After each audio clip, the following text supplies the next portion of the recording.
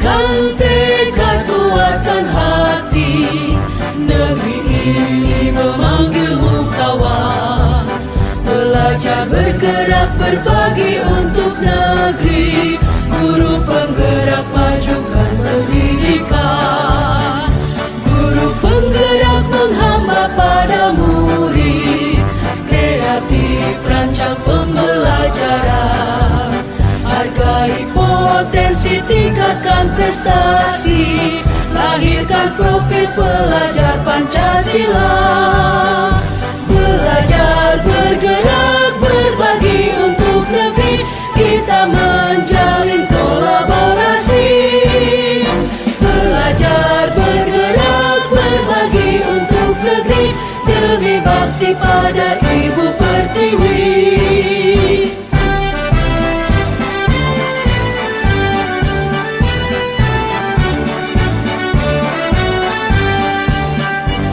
Bulatkan tekad, kuatkan hati. Negeri ini memanggilmu kawan. Belajar, bergerak, berbagi untuk negeri. Selamat pagi Kak Frida, apa kabar Kak? Sehat? Selamat pagi Bu Deni, alhamdulillah sehat. Oke, syukur. Perkenalkan Pak, saya Ibu Lema Dimastor SPG dari SMP Negeri 7 Tanjung Pinang. Ya. Ini rekan saya Mbak Siva Pak Ibu. dari SMP Negeri 7 Tanjung Pinang. Sama Bu ya? Iya, sama. Perkenalkan Pak, nama saya muncul Adil Sirait dari SMP Negeri 9 Tanjung Pinang Pak. Oh, di seberang Pak ya? Iya. Oke. Ini kami bertiga adalah calon guru penggerak angkatan 7 Kota Tanjung Pinang. Oke. Di sini kami hadir untuk mewawancarai Bapak terkait pengambilan keputusan berbasis nilai-nilai kebajikan sebagai pemimpin. Bagaimana? Apakah Bapak bersedia? Bersedia. Oke, baik Pak. Kalau gitu kita mulai ya Pak ya. Silakan. Oke. Pertanyaan pertama Pak, selama ini bagaimana Bapak dapat mengidentifikasi kasus-kasus yang merupakan dilema etika atau rujukan moral? Ya, kasus demi kasus setiap hari itu pastilah terjadi di dalam suatu proses di setiap sekolah Bu ya. Namun di saat ini kita harus jeli, harus kreatif dan tepat dalam mengambil suatu tindakan. Nah, kalau yang dikatakan sebagai kasus etika tadi Bu ya, itu kata pepatah mengatakan dimakan mati tak dimakan mati ayah. Nah itu semua kedua-duanya itu susah kita untuk mengambil keputusan. Namun tetap kita harus mencari dan membuat suatu keputusan. Nah, dalam hal ini itulah kita dituntut sebagai kepala sekolah untuk berpikir kritis, membuat skala prioritas dari yang penting itu keduanya itu harus ada satu yang sangat penting yang harus diselamatkan. Dicontohkan Bu ya, ada kasus guru minta izin di saat jam mengajar, ada kelas nih Bu, ada kelas ternyata harus pulang karena ada sesuatu yang terjadi dalam rumah tangga beliau. Nah, sementara ini anak sedang belajar dan sementara di rumah harus beliau datang. Nah, di situ kita identifikasi Bu permasalahannya, kita lihat, kita tanya, lalu kita cari satu keputusan yang lebih tepat. Itu lagi. Oke, berarti Bapak harus identifikasi dulu ya Pak ya, masalahnya mana yang lebih tepat itu ya. Iya, benar Bu. Baik Pak, sekarang kita lanjutkan pertanyaan Silakan. yang kedua. Selama ini bagaimana Bapak menjalankan pengambilan keputusan di sekolah, terutama untuk kasus-kasus di mana ada dua kepentingan yang sama-sama benar atau sama-sama mengandung nilai kebajikan? Baik Bu. Yang pertama tadi tindakannya kan harus diidentifikasi dan harus mencermati secara teliti. Setelah hal itu kita lakukan dan kita selaku pimpinan kan masih ada rekan-rekan kita kita yang sudah kita beri jabatan untuk membantu kepentingan kita. Nah, rekan-rekan kita itu, wakil-wakil kita lah di dalam hal ini, kita berusaha untuk mengkomunikasikan permasalahan ini untuk mengambil suatu keputusan. Dalam hal ini bukan berarti kepala sekolah tidak bisa mengambil keputusan, namun kita memiliki azas musyawarah untuk mencari jalan keluarnya. Karena prinsipnya gini Bu, pemikiran satu orang itu pemikiran dua orang lebih bagus dari pemikiran satu orang dalam membuat suatu keputusan. Jadi makin berapa orang yang kita libatkan dalam suatu permasalahan, itu makin banyak solusi-solusi yang akan muncul dalam pemecahan masalah. Di samping kita terhindar dari cap daripada counter kita adalah pemimpin yang otoriter dalam membuat sebuah keputusan. Jadi koordinasi ya. Oke, baik Pak. Berarti seperti tadi ya, harus diidentifikasi dulu masalahnya, dicermati, kemudian melibatkan wakil-wakil ya untuk membantu supaya keputusan itu yang diambil itu berdasarkan musyawarah ya Pak ya. Oke, terima kasih Pak. Baik Pak, yang ketiga, langkah-langkah atau prosedur seperti apa yang biasa Bapak lakukan selama ini? Di dalam masyarakat Ibu ya, Ya. tetap mengidentifikasi tadi itu masalah-masalahnya dan mencari informasi yang akurat kepada pihak-pihak yang dirasa ada berhubungan dengan kasus tersebut. Nah, jadi kita tidak bisa langsung menjatuhkan atau memberikan suatu keputusan tanpa prosedur. Nah, jadi setelah kita identifikasi, kita kumpulkan informasi-informasi yang kita rasa sudah begitu lengkap, barulah nanti kita putuskan. Baik, berarti intinya kita mencari informasi dulu kepada pihak yang ada hubungan dengan masalah, Iya. baru kita putuskan. Iya, cross check gitu ya. Cross check ya. Oke. Oke Pak, untuk pertanyaan selanjutnya nih Pak Silakan ya. Pak Betul. Kira-kira Pak ya, hal-hal apa saja yang selama ini yang Bapak anggap efektif dalam pengambilan keputusan terhadap kasus Dilema tadi Pak? Oke, satu musyawarah. Musyawarah Pak ya? Musyawarah Pak, musyawarah untuk mengambil suatu keputusan Pak. Memang kita bangsa Indonesia ini sejak dari dulu nenek moyang kita selalu mengagungkan itu adalah suatu musyawarah untuk mengambil suatu kata mufakat. Apalagi musyawarah untuk mengambil suatu keputusan. Jangan serta-merta kita menjadi pimpinan lalu kita seenaknya saja memutuskan suatu hal yang menurut kita kepala sekolah itu sudah bagus, tapi belum tentu apa menurut kita bagus, orang lain beranggap belum bagus. Nah, disitulah kita perlunya musyawarah. Jadi kita melibatkan wakil-wakil kita, melibatkan pemangku jabatan yang lain dalam suatu permasalahan. Jadi jangan sampai kita salah langkah dalam mengambil suatu keputusan yang berakibat nanti fatal, baik itu kepada yang milik masalah, apalagi terhadap jabatan kita. Oke Pak, terima kasih ya Pak ya untuk pertanyaan tadi. Tadi Bapak menyampaikan bahwa langkah yang Bapak lakukan adalah dengan melaksanakan musyawarah ya Pak ya, yaitu dengan melibatkan wakil-wakil dan pemangku kepentingan yang dekat dengan Bapak untuk bisa dalam hal mengambil sebuah keputusan ya Pak ya. Oke Pak, yang pertanyaan selanjutnya nih Pak, kira-kira nih Pak, hal-hal apa saja yang selama ini yang menjadi tantangan dalam pengambilan keputusan terhadap kasus Dilema tadi Pak? Ya. Tantangan Pak ya, kita meminimalisir setiap keputusan tentu ada yang suka dan tidak. Nah, namun kita selaku pimpinan harus meminimalisir pihak-pihak yang tidak setuju. Nah, dengan adanya musyawarah otomatis bisa menutupi anggapan suara-suara sumbang di luar. Karena keputusan tersebut sudah diumumkan, sudah dibawa ke forum untuk musyawarah. Jadi bagi yang tidak setuju dengan keputusan kita, otomatis tidak bisa berkomentar apa-apa lagi.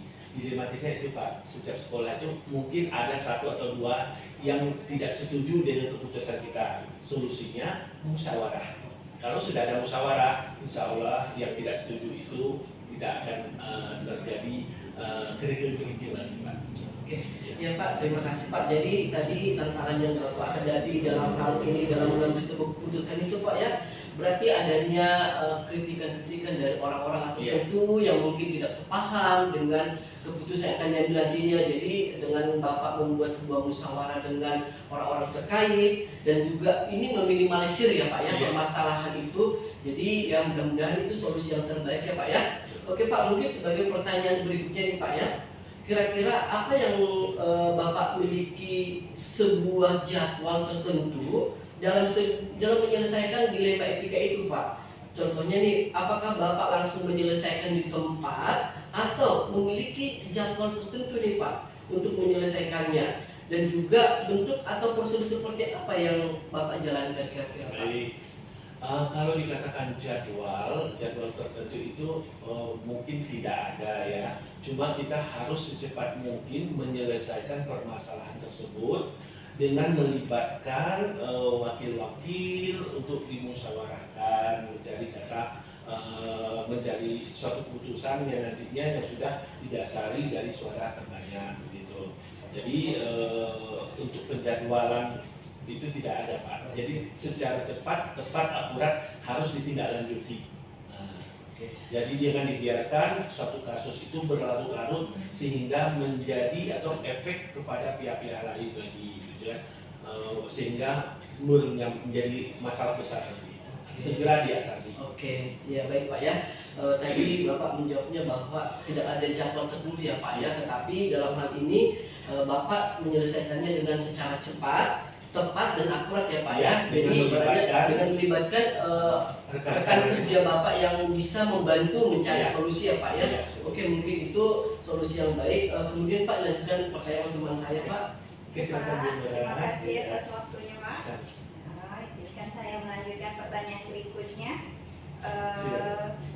Adakah faktor-faktor ya yang selama ini mempermudah atau membantu Bapak dalam mengambil keputusan kasus-kasus dilema?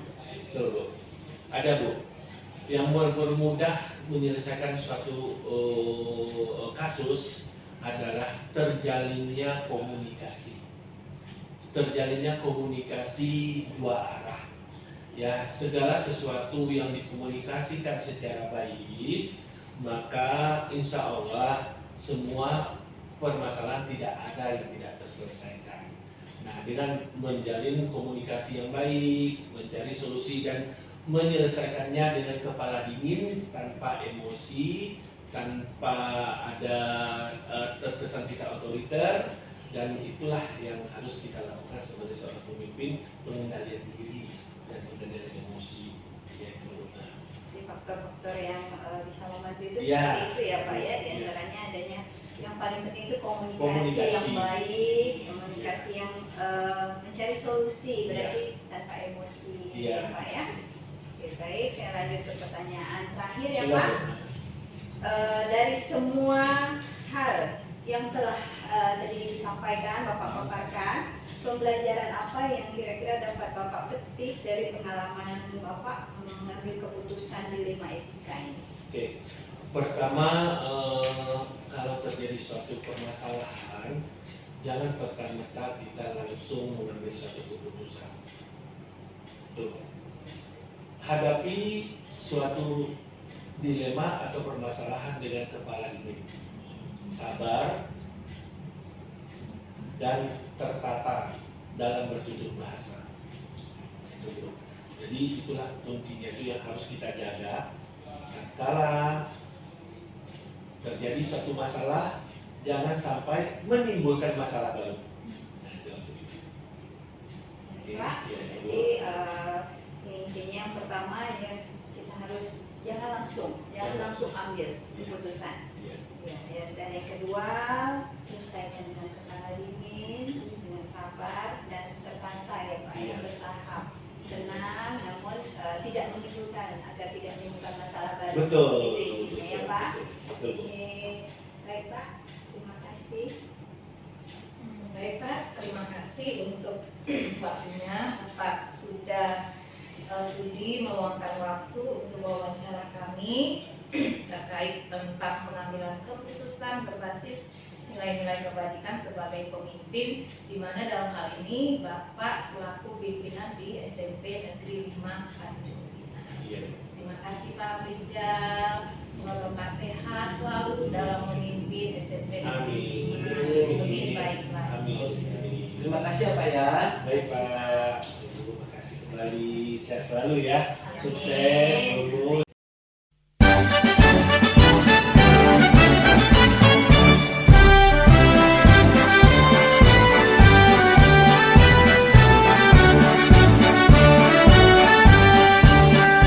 Bulatkan tekad kuatkan hati, negeri ini memanggilmu kawan. Belajar bergerak berbagi untuk negeri, guru penggerak majukan pendidikan. Lagi ya Pak. Terima kasih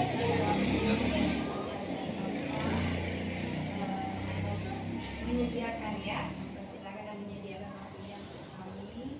Sebelumnya izinkan saya memperkenalkan diri Pak. Saya Nura Asifa dari SMP Negeri 7 Tanjung Pinang. Dan rekan saya Ibu Leni Marini Terus dari SMP Negeri 7 Tanjung Pinang. Saya dengan Mundur Adilan Sirait dari SMP Negeri 9 Tanjung Pinang Pak. Pak, pada kesempatan ini kami ingin mengajukan beberapa pertanyaan mengenai tugas kami selaku calon guru penggerak angkatan 7 dari Kota Tanjung Pinang. Jadi bisa kita mulai langsung Pak dengan beberapa yang ditanyakan. Oke. Yang pertama begini tentang dilema etika dan rujukan moral gitu Pak ya. Selama ini bagaimana Bapak dapat mengidentifikasi kasus-kasus yang merupakan dilema etika atau rujukan moral? Baik.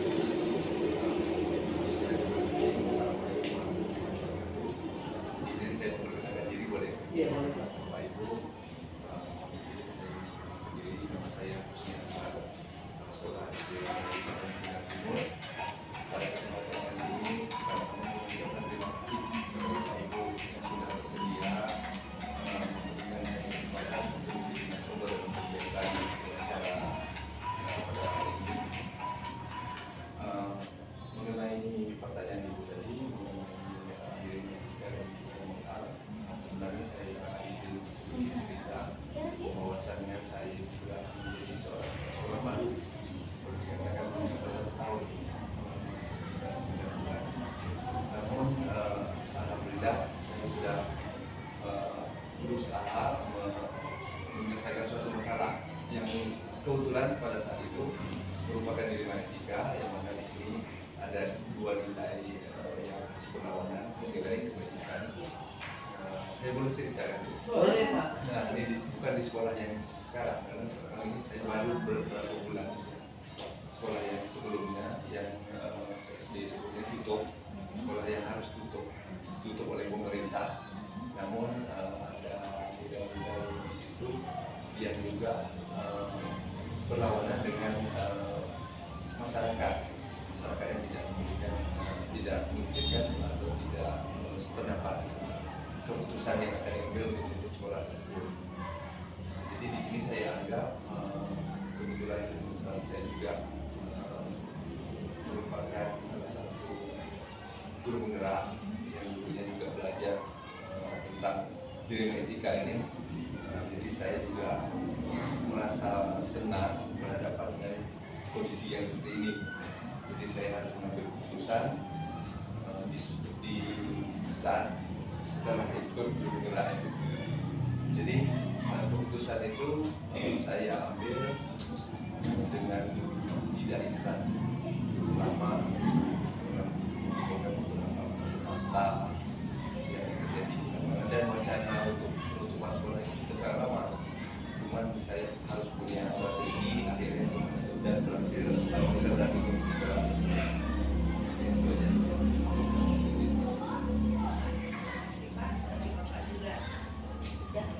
Ada pengalaman yang memang harus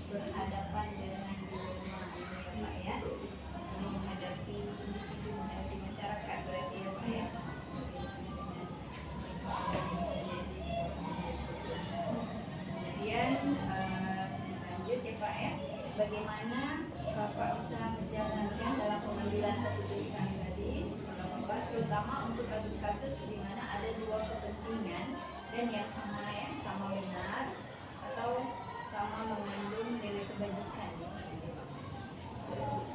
Setiap masalah itu harus kita selesaikan. Bagaimana cara kita menyelesaikannya. Tapi menurut saya permasalahan apa saja mudah-mudahan akan diselesaikan apabila kita berdiskusi ataupun istilahnya bermusyawarah dengan siapa aja yang bersangkutan dengan masalah yang kita hadapi. Menurut saya dengan diskusi kita akan menemukan satu solusi yang baik. Kalau semua sudah kita undang, sudah terpenuhi undangannya, saya rasa permasalahannya insya Allah mudah diselesaikan. Jadi diskusi yang orientasi itu dengan berdiskusi ya Pak, ya, berdiskusi dengan pihak-pihak yang terkait dengan permasalahan ini. Pertanyaan yang ketiga itu langkah-langkah atau prosedur seperti apa yang bisa Bapak lakukan atau yang biasa Bapak lakukan selama ini? Jadi di dalam suatu permasalahan kita berhadapan dengan orang tertentu, terutama ketika di sekolah, Bapak Ibu, kita berhadapan dengan warga sekolah dulu. Jadi step atau tahapan-tahapannya itu tentunya saya meluangkan waktu dulu untuk berdiskusi dengan katakanlah dulu siswa yang sumber permasalahan utamanya sekolah yang harus kita penuhi ukurannya, harus kita dengar dulu keinginannya. Saya rasa karena sudah kebutuhan-kebutuhan kita sediakan, saya rasa permasalahan itu selesaikan. Contohnya tadi, misalnya tadi untuk tempat sekolah, kan anak-anak itu ada yang sedih, keadaan itu. Kesedihan itu yang harus kita redamkan pelan-pelan. Kemarin kalau sekolah baru juga nyaman gitu kan. Kawan-kawan sekolah juga gitu, sedihnya biasanya kumpul bersama nih, gitu. Terpecah satu-satu. Jadi itulah yang harus kita. Permasalahannya sebenarnya di situ. Tak berat-berat sama, tak terlalu berat masalahnya. Cuma mungkin hadapan ke depannya, ada waktu jangka pendek atau jangka panjangnya, ada efeknya bukan. Jadi itu yang harus kita selesaikan, terutama keluarga sekolah dulu. Jadi langkah-langkahnya yang pertama berdiskusi ya Pak ya, kemudian keluarga sekolah,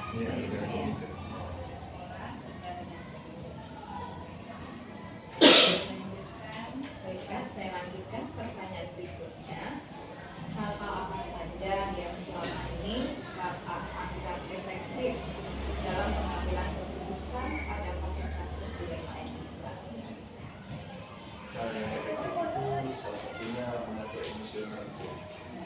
Kita sudah merasa emosinya sudah tidak teratur dalam menyelesaikan masalah. Saya rasa masalah ini nanti malah bertambah.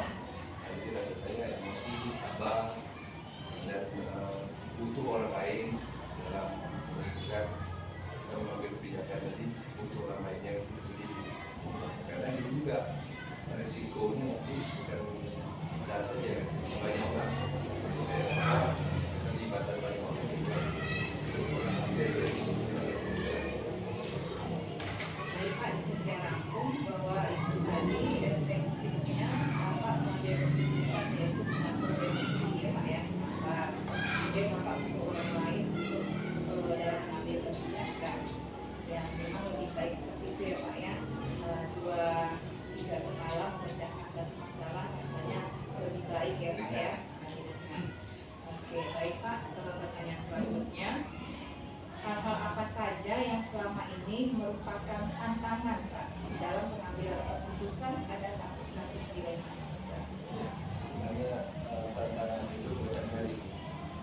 Tinggal lagi kalau ditanya tantangan, semua permasalahan itu adalah tantangan baru untuk saya yang jadi pemimpin baru. Saya pun nggak tahu ke depan Yang jelas tantangan-tantangan sekarang ini bagaimana cara kita bersosialisasi yang baik dengan orang lain, terus membuka pikiran orang lain, menerima ide-ide dari orang lain. Bagaimana caranya walaupun idenya katakan tak bagus, tapi kita harus terima, kita saling, itu yang merupakan tantangan menurut saya. Karena ide sekarang, ide-ide orang pintar itu banyak, pintar tapi menjerumuskan gitu. Yang ide yang itu yang kita harus, itu terkesan bagus, tapi menjerumuskan kita banyak orang lain. Itu kira-kira harus kita saling. Baik Pak, berarti tantangannya bagaimana cara bersosialisasi dengan orang lain, baru menerima ide, namun idenya masih harus dipertimbangkan apakah baik atau tidak ya Pak ya. Baik Pak, pertanyaan selanjutnya, apakah Bapak memiliki sebuah tata cara atau jadwal tertentu dalam menyelesaikan sebuah kasus di etika? Apakah Bapak langsung menyelesaikan di tempat atau memiliki sebuah jadwal untuk menyelesaikannya? Kemudian bentuk atau prosedurnya seperti apa? Tentunya dengan misalnya masalah tidak Islam, masalah itu butuh waktu dalam menyelesaikannya. Jadi saya juga harus punya program atau punya jadwal dalam menyelesaikannya, dalam menyelesaikan masalah itu bukan beberapa pihak dan harus punya waktu juga untuk kita. Jadi ini saya juga punya jadwal dalam menyelesaikan. Kecuali ada masalah yang karena misalnya itu kita harus mengambil tindakan, salah pun tindakannya, namun kita harus menolak. Oke, berarti Pak dapat dirangkum untuk yang darurat langsung ambil tindakan, karena untuk yang tidak darurat perlu harus dipikirkan kembali dan harus dijadwalkan dengan mempertimbangkan hal-hal waktu. Oke, baik Pak, itu pertanyaan dari saya. Kemudian dilanjutkan. Mohon ya Pak, saya lanjutkan pertanyaan berikutnya ya Pak ya. Adakah kira-kira Pak seseorang atau faktor-faktor apa saja yang selama ini bisa mempermudah atau membantu Bapak dalam pengambilan keputusan terhadap kasus yang tersebut? Kalau ditanya seseorang ataupun saya rasa siapapun yang berkaitan dengan pengadilan, saya rasa itulah orang yang bisa menyelesaikan keputusan. Jadi siapa yang berkaitan dengan masalah yang kita hadapi, itulah orang yang Oke Pak, kami mau menyampaikan bahwa ada ya Pak ya orang-orang yang dibutuhkan, yaitu dimana orang-orang yang berhubungan ya Pak yang memiliki keterkaitan terhadap permasalahan tersebut sehingga bisa ditemukan solusi yang baik ya Pak ya. Oke Pak, nanti ini sebagai pertanyaan terakhir nih Pak, dari semua hal yang telah disampaikan Bapak tadi, kira-kira pembelajaran apa yang Bapak bisa petik dari pengalaman Bapak dalam keputusan dengan etika tadi Pak? etika ini memang sebenarnya kita harus berpikir keras untuk memilih salah satu, karena dua-duanya tidak rasa baik kan. Tapi karena sabar terus dalam dengan orang lain atau memutuskan sesuatu dengan orang lain, kita harus ramah. Saya rasa jadi dengan adanya ramah, saya rasa membuka peluang untuk menyelesaikan, membantu menyelesaikan masalah kita dengan memberikan ide atau mungkin materi yang bisa dibantu kita baik terselesaikan dengan dia. Oke Pak ya, terima kasih Pak ya. Di sini tadi Bapak menyampaikan bahwa pengalaman yang bisa Bapak ambil dalam hal mengambil keputusan ini, di sini Bapak memiliki keterangan bisa harus berpikir lebih kreatif lagi ya Pak ya sebelum mengambil sebuah keputusan, dan juga Bapak supaya lebih bersabar lagi ya Pak ya dalam menghadapi setiap permasalahan, jadi dan juga supaya ramah dan memiliki komunikasi yang baik ya Pak ya dengan orang-orang yang berkaitan dengan etika tadi ya Pak ya.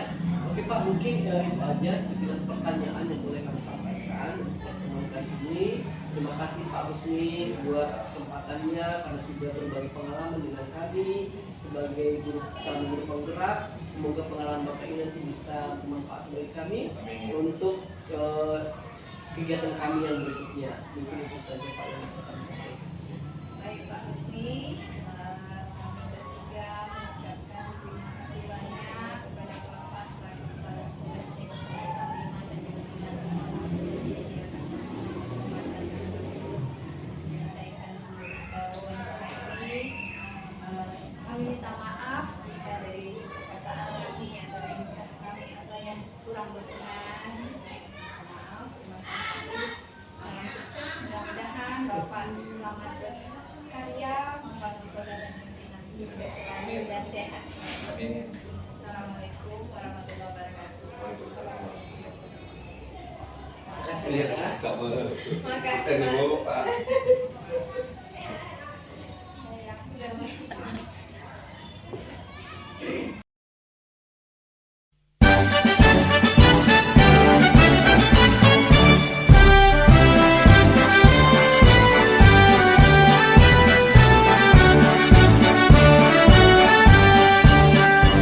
Bulatkan tekad, kuatkan hati, negeri ini memanggilmu kawan. Belajar bergerak berbagi untuk negeri, guru penggerak majukan pendidikan. Guru penggerak menghamba pada murid, kreatif rancang pembelajaran. Hargai potensi, tingkatkan prestasi, lahirkan profil pelajar Pancasila.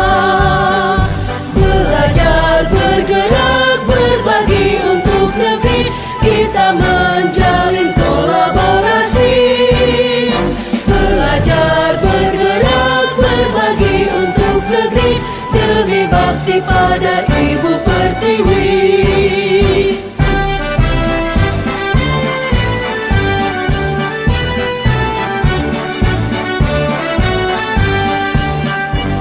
Bulatkan tekad, kuatkan hati, negeri ini memanggilmu kawan. Belajar bergerak berbagi untuk negeri, guru penggerak majukan pendidikan.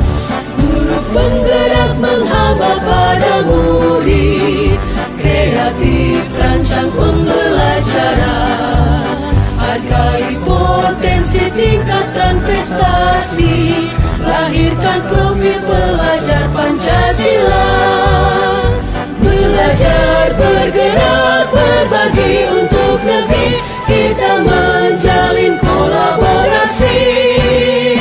Belajar bergerak berbagi untuk negeri, demi bakti pada Ibu Pertiwi. Belajar bergerak berbagi untuk negeri, kita menjalin kolaborasi. Belajar bergerak berbagi untuk negeri, demi bakti pada Ibu Pertiwi. Demi bakti pada Ibu Pertiwi.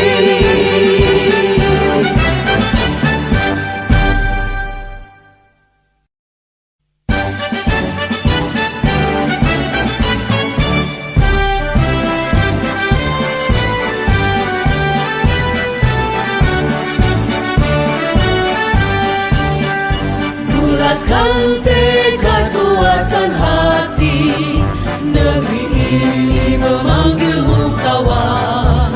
Belajar bergerak berbagi untuk negeri, guru penggerak majukan pendidikan. Guru penggerak menghamba pada murid, kreatif rancang pembelajaran. Hargai potensi, tingkatkan prestasi, lahirkan profil pelajar Pancasila. Belajar bergerak berbagi untuk negeri, kita menjalin kolaborasi. Belajar bergerak berbagi untuk negeri, demi bakti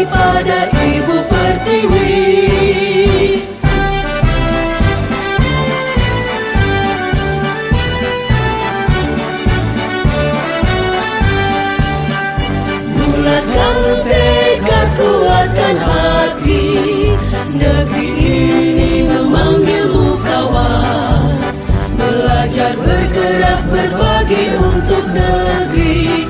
Guru penggerak majukan pendidikan, guru penggerak menghamba pada murid, kreatif rancang pembelajaran, hargai potensi tingkatkan prestasi, lahirkan profil pelajar Pancasila. Belajar bergerak berbagi untuk negeri, kita menjalin kolaborasi. Belajar bergerak berbagi untuk negeri, demi bakti pada Ibu Pertiwi. Belajar bergerak berbagi untuk negeri, kita menjalin kolaborasi. Belajar bergerak berbagi untuk negeri, demi bakti pada Ibu Pertiwi. Demi bakti pada Ibu Pertiwi.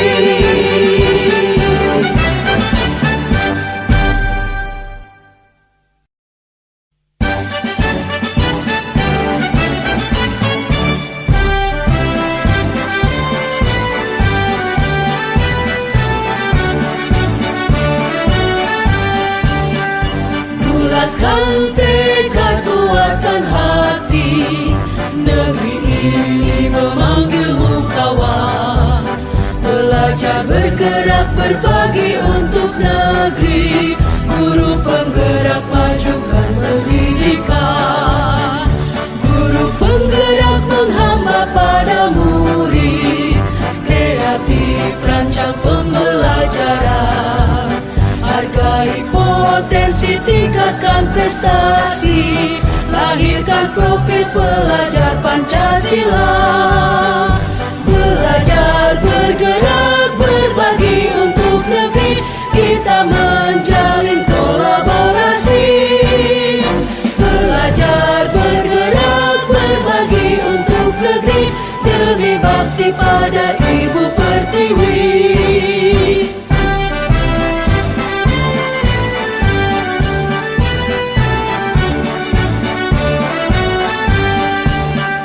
Bulatkan tekad, kuatkan hati, negeri ini memanggilmu kawan. Belajar bergerak berbagi untuk negeri, guru penggerak majukan pendidikan, guru penggerak menghamba pada murid, kreatif rancang pembelajaran, hargai potensi tingkatkan prestasi, lahirkan profil pelajar Pancasila. Belajar bergerak berbagi untuk negeri, kita menjalin kolaborasi. Belajar bergerak berbagi untuk negeri, demi bakti pada Ibu Pertiwi. Belajar bergerak berbagi untuk negeri, kita menjalin kolaborasi. Belajar bergerak berbagi untuk negeri, demi bakti pada Ibu Pertiwi. Demi bakti pada Ibu Pertiwi.